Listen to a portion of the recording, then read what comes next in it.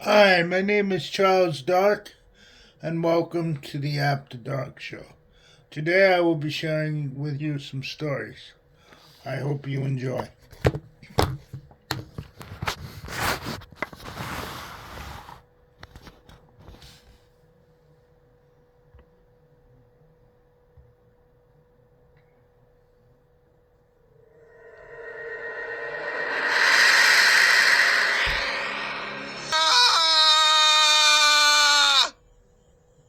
I wanted to start this book with a scream of horror. That's just the first scream. Don't worry, there will be plenty more. And don't be surprised if you are the one doing the screaming. I love stories with thrills and chills, shocks and twists, and horrifying surprises. If you have opened this book and are reading this introduction, you probably like them too. The people at ITW, the International Thriller Writers, asked me to fill a book with heart-pounding adventures and creepy-crawly mysteries, and I found 13 stories that fill the bill. Lucky 13, right? Well, you'll be lucky if you can make it through these stories without shakes and shudders, chattering teeth, and chills running up and down your back. Take, for example, Ryan Brown's story, Jeepers Peepers. Elizabeth thinks she's going on a normal babysitting job, but why does the baby have to live in total darkness? And why does he keep warning her about mind creepers? Or how about Meg Cabot's fast-paced thriller, The Night Hunter? Nina has a boring job at the mall until she sees a bank being robbed. She should have stayed away, but now she finds herself at the mercy of a mysterious young man known as the Night Hunter. One of my favorites is The Perfects by Jennifer Allison. This story grabbed me with its amazing first sentence. The chances are pretty good that I'm going to be killed before daylight, and I can't help but think this never would have happened if we hadn't moved to Entrails, Michigan. Wow, that made me keep on reading. Heather Graham provides a chilling Halloween story. She's different tonight. Of course, it involves a cemetery late at night. I don't want to give anything away, but there might be a vampire or two lurking among the tombstones. And wait till you meet Su Ling Choi in James Rollins's thrill-a-minute story, Tagger. Su Ling keeps picturing a disaster that destroys her whole city. Can the mysterious Chinese symbols she paints defeat her horrifying visions? I'm not telling. And I'm not going to give away any more secrets of our 13 stories. Lots of thrills and chills await you. I think you should start reading. And screaming. Welcome to the Club by R.L. Stein. Read by Joshua Swanson. JJ stepped back from the steamy dishwasher, eyes burning. He used his stained apron to wipe sweat off his forehead. His short black hair felt wet, as if he'd just stepped from a hot shower. He pulled the apron over his head, tossed down the dish towel, dried his hands on the legs of his jeans, and started to the open kitchen door. Taking a 5-minute break. Florian turned and gave him the fisheye. Didn't you just take a 5-minute break? Yeah, last night, JJ said. Make sure it's only 5 minutes. Florian raised a hairy arm and made a show of checking his watch. He shook his head and slapped his metal spatula on the fry grill. JJ stepped out onto the gravel parking lot and sucked in a deep breath of cool night air. The air made his hot face tingle. I hate this restaurant. Well, he didn't hate the restaurant. JJ wasn't afraid of work. He'd had jobs since he was 12, 5 years now. He hated Florian, the fat hairball manager. Hated his blobby face, his stringy brown hair, his pig snout nose, his fat mouth with a brown mole poking off one lip.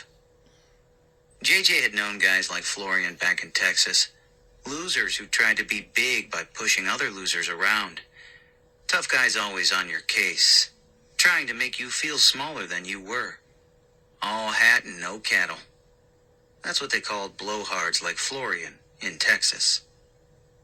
Well, I'm not a loser, JJ thought. But I need this crummy busboy job. Mom is working 2 jobs and we're just barely getting by. Only time I see her is when she's coming in from one job or heading out to the other. Guess I can put up with Florian for a while. At least he pays in cash. JJ heard a girl laugh. He raised his eyes to the back of the dark parking lot. Those kids from his school were back there again, sitting on the fenders of an old Pontiac GTO, smoking and giggling and goofing around. That seemed to be their nightly hangout. JJ knew they could see him in the light from the open doorway, but they ignored him. They ignored him in school, too, which maybe was a break. At least they weren't smirking at his Texas accent or making fun of his hand-me-down flannel shirts and raggedy jeans. JJ had been the new kid in school lots of times, and it was never a picnic. First time up north, though, and being ignored was definitely a relief. He was good-looking enough. The dark, serious features he inherited from his dad, and the tall, lanky grace he got from his mom. But Fremont High was big. Bigger than some of the towns he'd lived in. And so far, no one had looked at him twice. A break. JJ hadn't had too many breaks in his 17 years. His dad lost job after job, moved the 3 of them from Hicktown to Hicktown. Then last fall he moved them up north and got himself killed in a stupid truck accident. Once JJ got over the shock, he decided it was just one more move in his life, one more fresh start. I just gotta stay out of trouble. Yes, there'd been some trouble back in Texas. Some suspended from school type trouble, and some bad trouble. But who could blame him? Behind him, JJ could hear Florian screaming at Julie, the only waitress. You weren't born that ugly. You had to grow into it. Julie isn't ugly, JJ thought. She was plain, but Florian kept insisting if she did herself up nicer, she'd get bigger tips. JJ and Julie both knew that Florian cheated her out of most of her tip money anyway. Go ahead, drop another glass. Florian was shouting. I'll take 12 glasses out of your pay, and don't backtalk me, girl. Think I don't know who eats all the breakfast Danish? Think that isn't stealing? He liked to make Julie go all pale and start her chin quivering. Too bad she really needed her job. JJ let out a long sigh. He kicked the gravel with his boot, turned and slumped back into the steamy kitchen. Where you been? On vacation? Florian snapped. Think I pay for your vacations? Don't give me no looks, punk. I'll smack you down. No lie. A little before closing time, the kids from the back of the parking lot came ambling into the restaurant. JJ was stacking plates under the counter. He watched them push each other into the blue vinyl booth at the far corner. He recognized the girl, Maria Valdez. He noticed her at school. She was sexy and dark, with straight black hair and lots of black eye makeup. Black fingernails, too. Not a goth. Just trying to be interesting, he guessed. And she was. He also recognized the dude everyone called Boney. He was good-looking in a tough kind of way. Long, wavy hair, a tight smile, steely gray eyes, cold eyes, and a tiny stud in one ear. He dressed tough, too, in black t-shirts with heavy metal band logos and straight-legged black denims. A frayed leather jacket with the word Killers in red across the back. JJ saw 2 other guys he didn't recognize.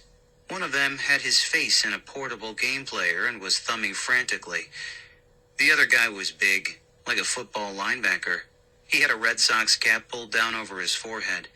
He was holding the plastic menu upside down, pretending to read it. JJ grabbed a handful of silverware and started to their table. Hi. Maria greeted him with a smile. The others turned to stare at him. We've seen you in school, right? He's the new kid, the big dude said. JJ nodded. Yeah, I'm the new guy. JJ. Boney narrowed his eyes at him. JJ? Does that stand for anything? No, JJ replied. Just initials. It's a Texas thing. Maria leaned close and raised her dark eyes to him. Can you get us free Cokes? She whispered.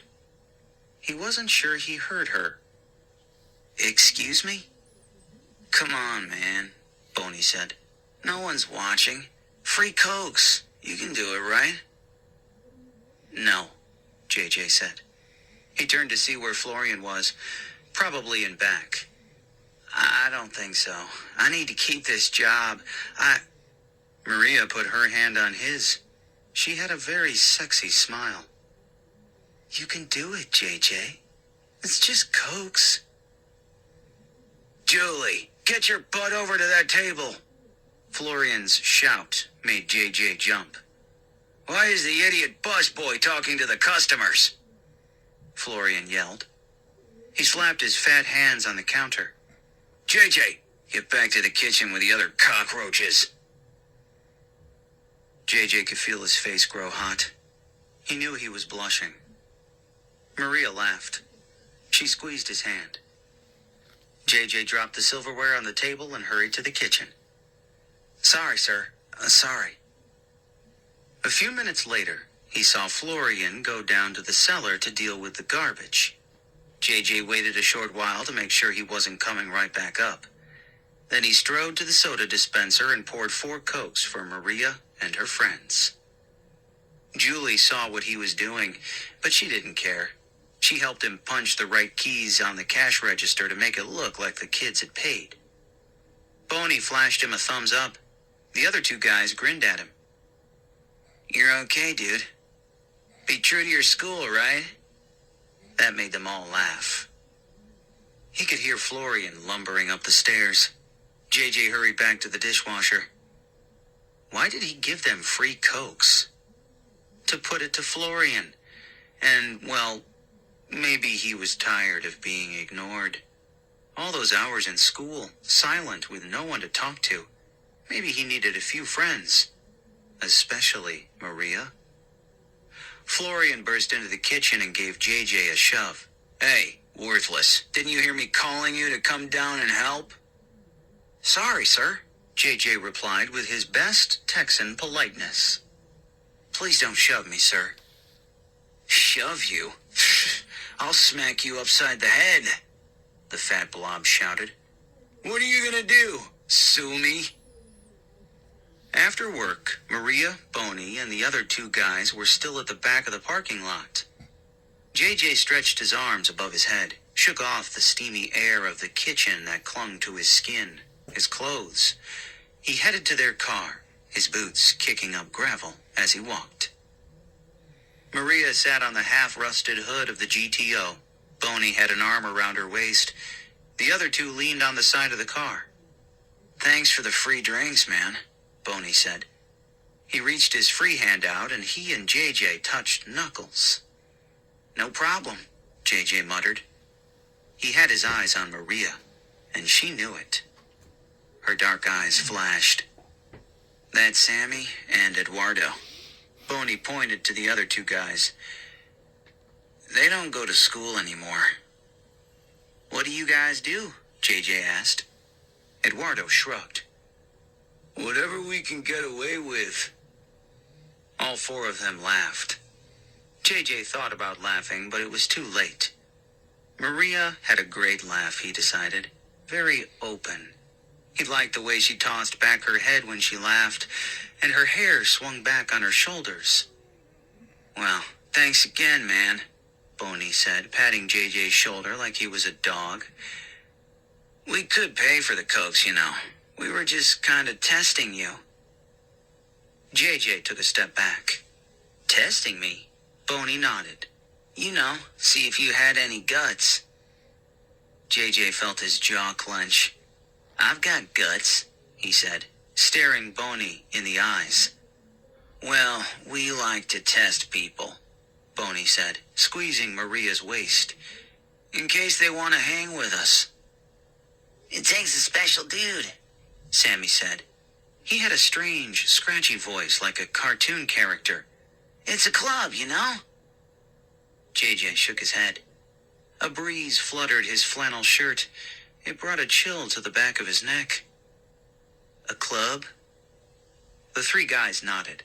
They had strange smiles on their faces, but their eyes were serious.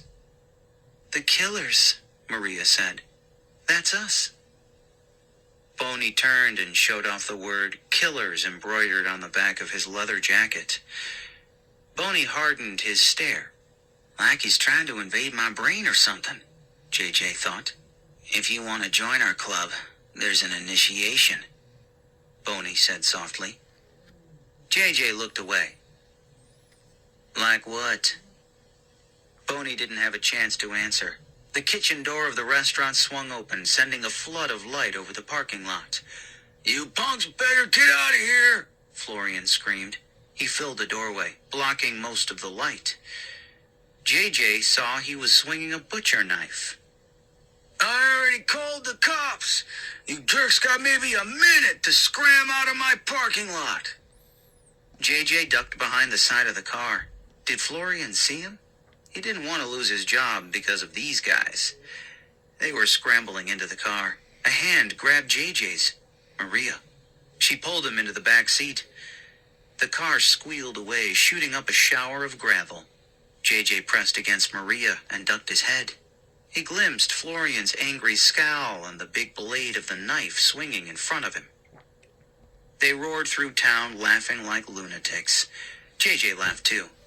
Something broke free in him. For a while, he thought he was flying. Maria's hair brushed his face. She smelled like flowers. They stopped in Fremont Park, across from the high school. Boney killed the engine and the lights.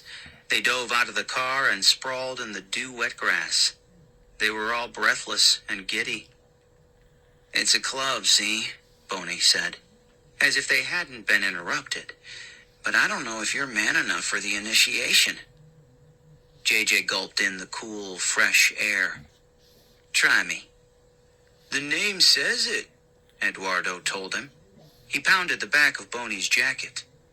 "Killers. See?" "I don't see," JJ said.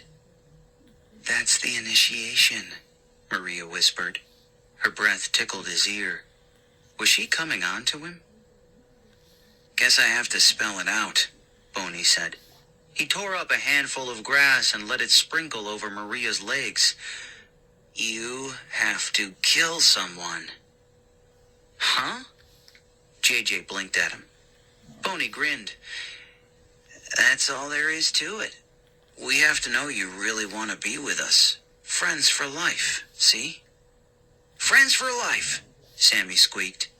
He touched knuckles with Eduardo. JJ shook his head. "You're joking, right?" Eduardo's eyes narrowed. His smile faded. "It's not a joke, man. It's serious. That's the initiation." JJ let out a long whoosh of air. "Too heavy for me, man." He started to his feet. Maria tugged him back down. "We all did it," she said. "You telling me you all killed someone to join your club?" "It's easy, man," Sammy said. "We'll give you the gun and everything." "I don't think so," JJ said. He realized his chest suddenly felt fluttery. His stomach churned. Maria ran a fingernail down his cheek. It made his whole body tingle. "You can do it, baby," she whispered. She let her hair brush his cheek again. "We'll be there for you, man," Sammy said. "Friends for life. Really."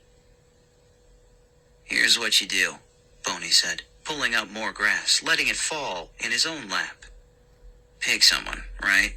Pick some jerk you really don't like. Wait till he's alone, make sure no one can see, and pop. That's all there is to it. It's cake." Maria squeezed his hand. Her breath tickled his face. "This is the gun," Eduardo said. He held up a tiny pistol, not much bigger than a cell phone. "Cute, right? But it does the damage. We've all used it, Sammy said. Pop, that's it. Then you bring it back to us. I used to shoot back in Texas, JJ said. Why did his voice suddenly sound so tight, so shrill? But I used real guns, not toys like that. It'll do the damage, Eduardo repeated. It's loaded for you, man. It's ready. JJ took the pistol from him and rolled it in his hands. It felt cool and light, like a toy. He pictured Florian. Pop. Florian. Pop. Florian. Pop. Florian. Pop. Okay, he told him. I'll do it. Sometimes days fly past like the wind. Here it was, 3 nights later, and JJ, sweating despite the evening cool, found the 4 killers at the familiar place in the park. Deep shadows playing over their expectant faces. I did it! The words burst from his mouth in a breathy explosion.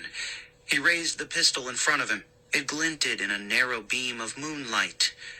Friends for life, right? He waited for them to react, to congratulate him. Some high fives, some knuckle slaps. So why the silent treatment? You don't believe me? JJ shoved the pistol back into his jeans. He leaned against a tree trunk and stared down at them. I did it, just like you said. I killed Florian, shot him in the head. More silence. Sammy and Eduardo exchanged glances. Maria bit her bottom lip. I waited for the restaurant to close, JJ said. There was no one around. The parking lot was totally dark. I walked up behind him and shot him in the head. He dropped onto the trunk of his car, didn't know what hit him. Maria let out a gasp. She looked away. You shot him? Boney said finally. He kept blinking. You really shot him? JJ nodded. But we loaded the gun with blanks, Sammy squeaked. Yeah, tell me about it, JJ said. I took the pistol to a firing range to try it out. All 6 chambers were loaded with blanks, so I bought a box of bullets for it. Guess you guys messed up. No way, Boney said, shaking his head. It was supposed to be blanks, JJ. You weren't supposed to kill anyone. It was just a joke, see? The whole thing was a joke. JJ's eyes grew wide. He opened his mouth, but no words came out. It was a joke, dude, Eduardo said. We're not killers. We didn't kill anyone. You're the new kid. You look so desperate. We thought we'd have some fun with you, that's all. Fun? JJ said in a whisper. Fun?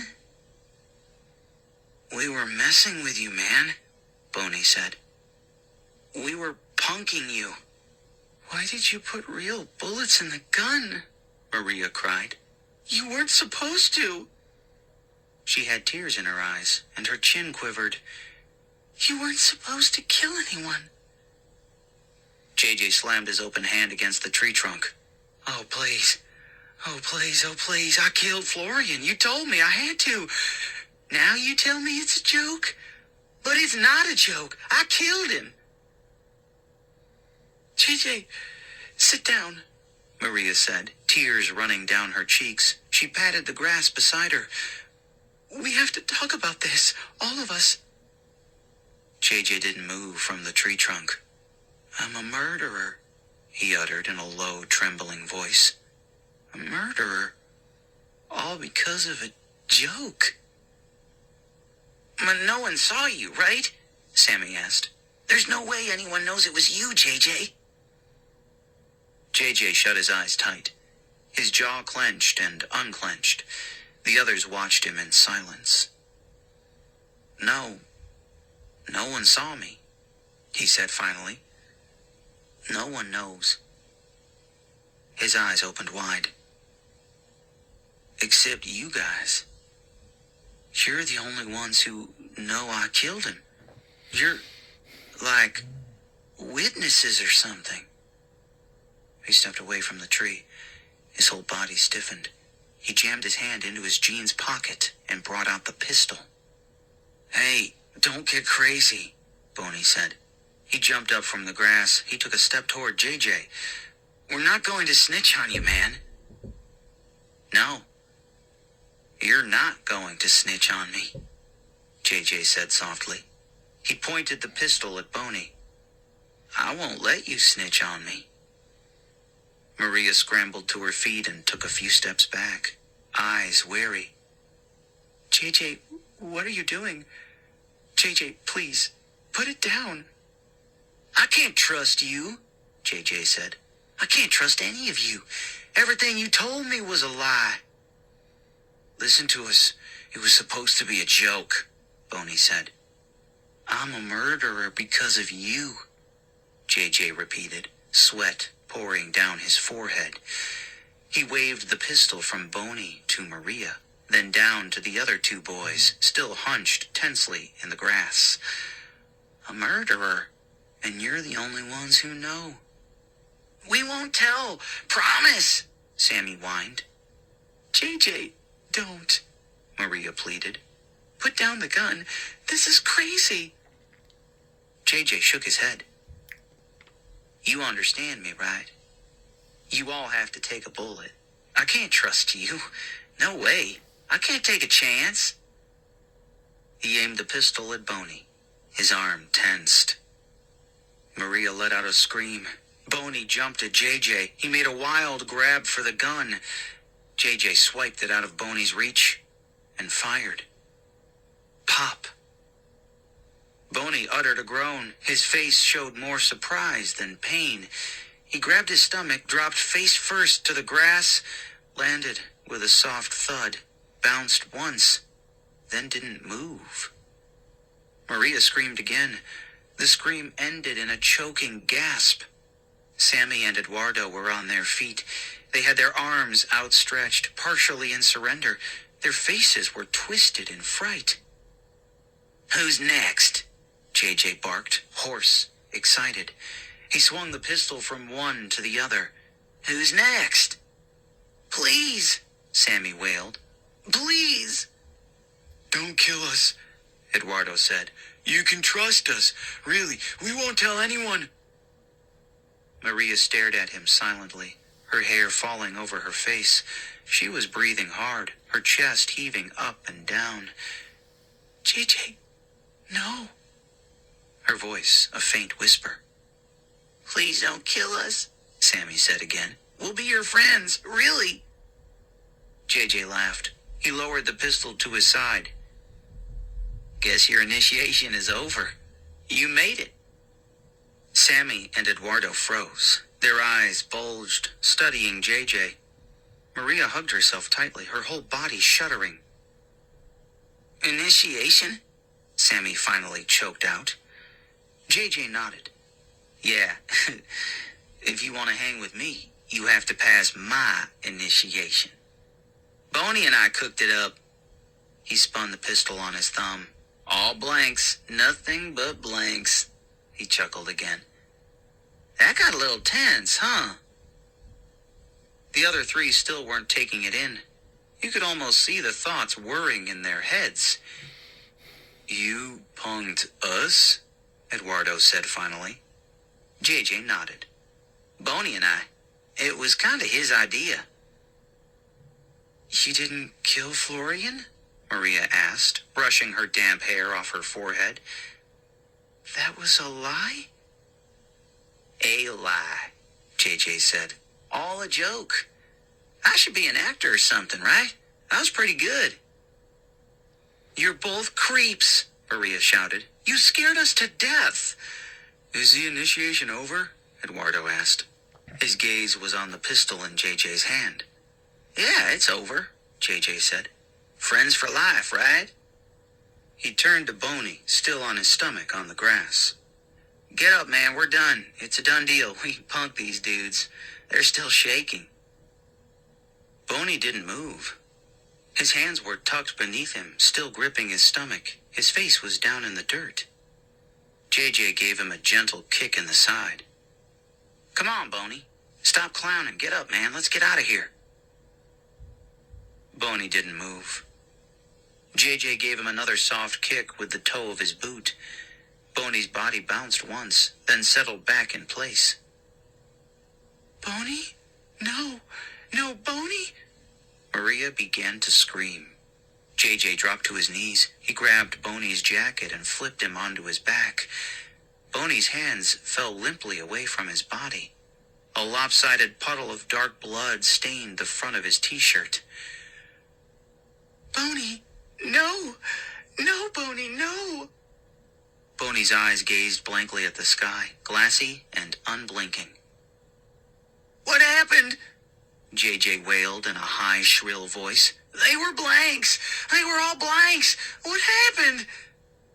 You killed him, Sammy whispered. You shot Boney in the stomach. A hoarse cry escaped JJ's throat. No, I couldn't. They were blanks. I know they were. All blanks. Boney and I cooked it up. It was a joke. Shaking his head, JJ began murmuring to himself in a panic. Oh, wow. Boney dead? I killed Boney. It couldn't happen. It couldn't. Oh, wow. Boney laughed. He blinked a few times and sat up with a grin on his face. He slapped JJ's arm. Gotcha, dude. That was your initiation. JJ made a choking sound. The others burst out laughing. Sammy helped Boney to his feet. Good one, dude. JJ stood up on shaky legs and narrowed his eyes at them. You were all in on it? From the beginning to end?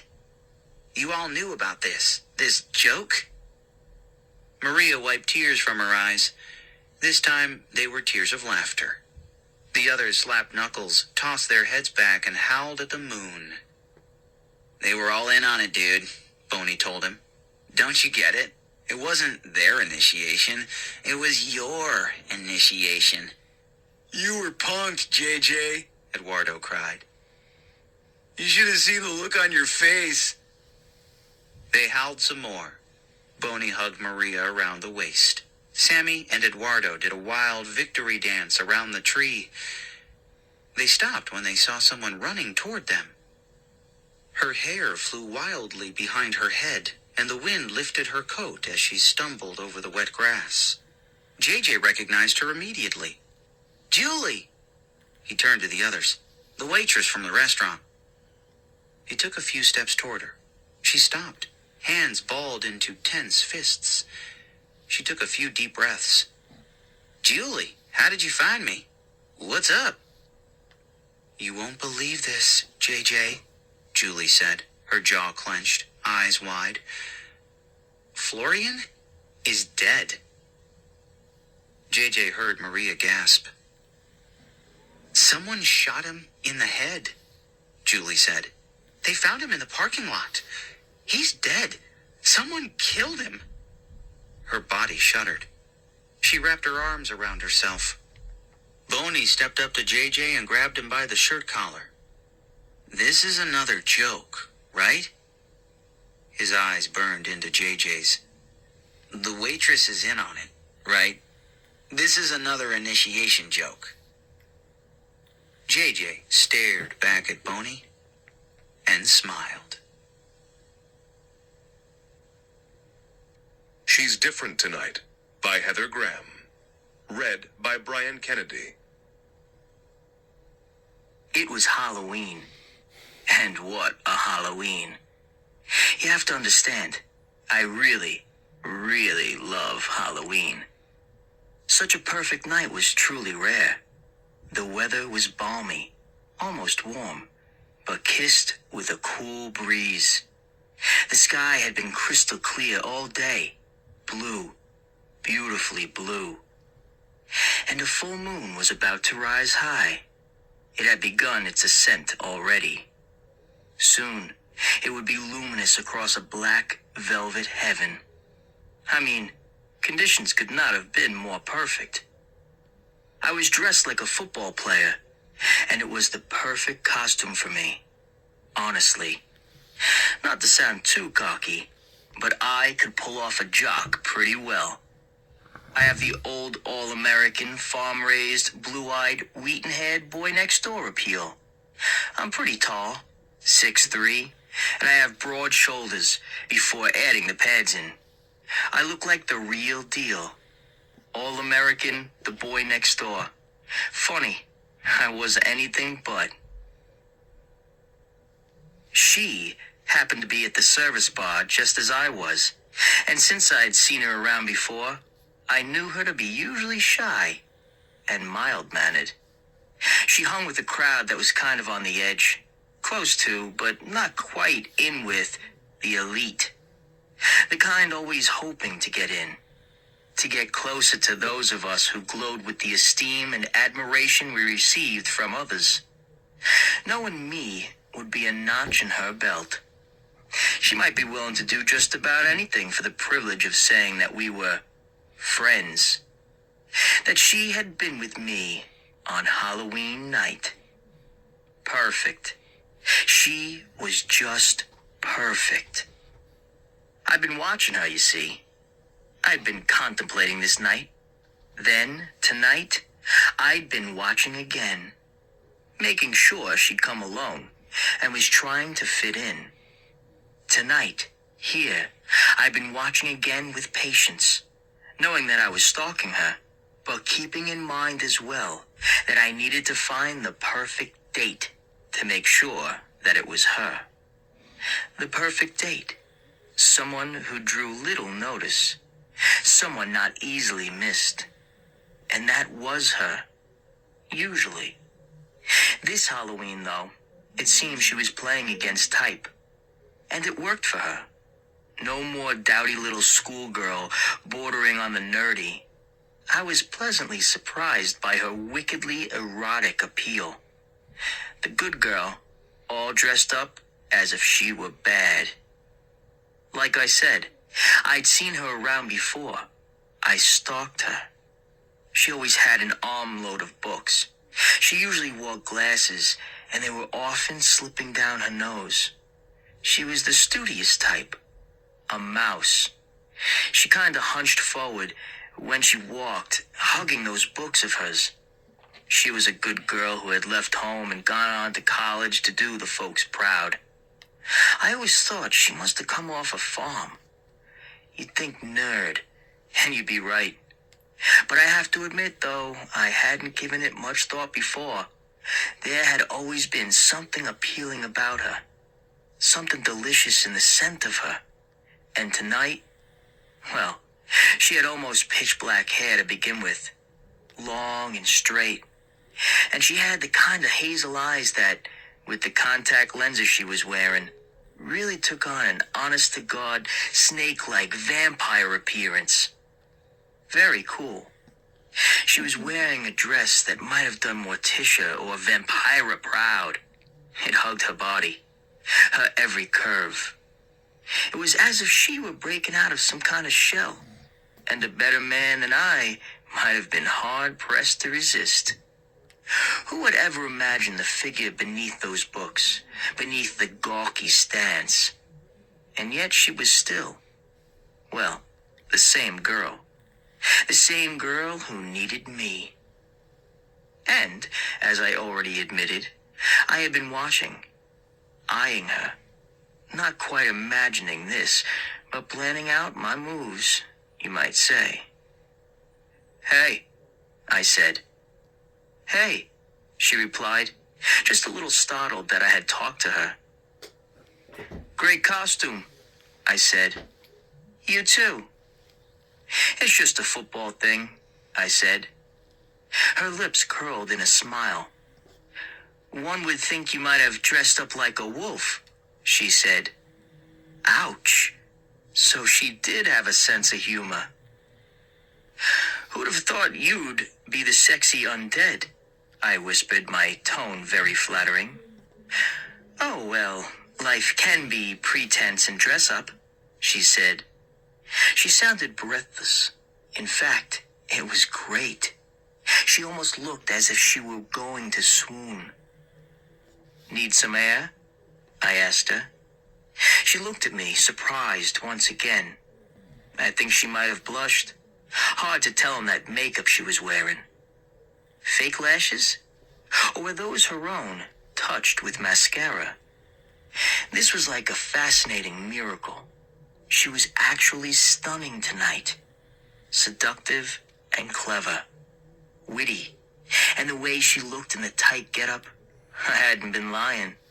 She was sexy, sensuous, hot. She looked downward for a moment, and I knew she was thinking quickly.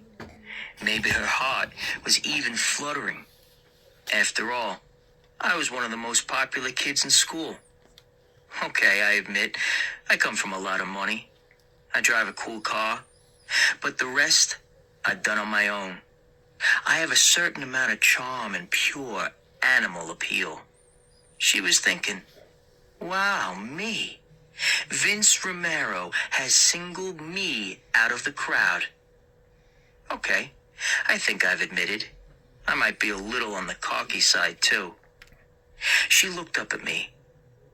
Air, she said simply. Yeah, it's getting stuffy in here, I said with a shrug. Shall we slip away? I was my most seductive self. I never quite imagined it like this, that I'd be more than playing, teasing. But I wasn't jarred or thrown off. I was simply enjoying. She stared at me for a moment. I almost smiled. She looked the part, but she wasn't quite there. She was like a deer caught in headlights. She seemed to tremble.